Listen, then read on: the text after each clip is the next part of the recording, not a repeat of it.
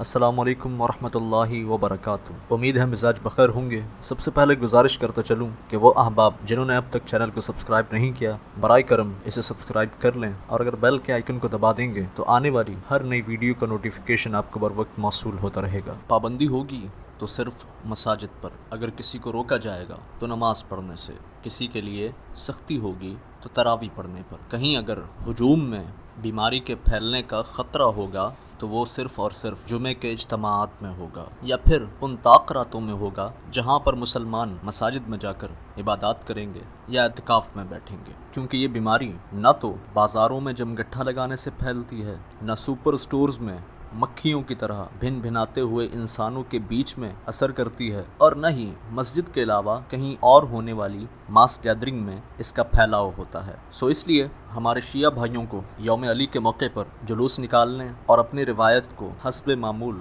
ادا کرنے کی اجازت مل گئی ہے، گو کہ اس میں SOPs پر عمل درآمد کرنا شرط رکھا گیا ہے، لیکن بہرحال انہیں اجازت مل چکی ہے، اور یہ کوئی اچنبے کی بات بھی نہیں، کیونکہ اتنا اندازہ سب کو پہلے سے ہی تھا کہ اول تو یوم علی سے پہلے یہ قید و بند کی صورتحال ختم ہو جائے گی، اگر نہ بھی ہوئی تو انہیں اجازت ضرور مل جائے گی، جیسا کہ امین شہیدی نے پہلے ہی کہہ دیا تھا کہ کسی میں ہمت بھی نہیں جو ہمیں روک سکے، اور ہوا وہی کہ واقعتاً کسی میں کوئی ہمت نہیں کہ وہ ان کے جلوسوں کو روک سکے، ان کی عزاداری کو روک سکے، ان کی نوحہ کنائی کو روک سکے، ان کی ماتم زنی کو روک سکے، یا ان کی سینہ کوبی کو روک سکے۔ یہ جو چاہیں گے وہ کریں گے۔ ویسے بھی پابندی صرف ان امور پر ہوگی جو اسلام کا حصہ ہیں، جو اسلام کی نس ہیں، جو اسلام کی اساس ہیں، جو اسلام کا اصل ہیں۔ جس چیز کا اسلام سے کوئی تعلق ہی نہیں، اس کی تو آپ کو برملا اجازت ہے، انہیں بھی مل گئی۔ اب نہ تو کوئی خطرہ ہے نہ کوئی خطرے کی بات، باقی ان جلوسوں میں جیسا رش ہوتا ہے اس سے ہر کوئی واقف ہے، لیکن بات شور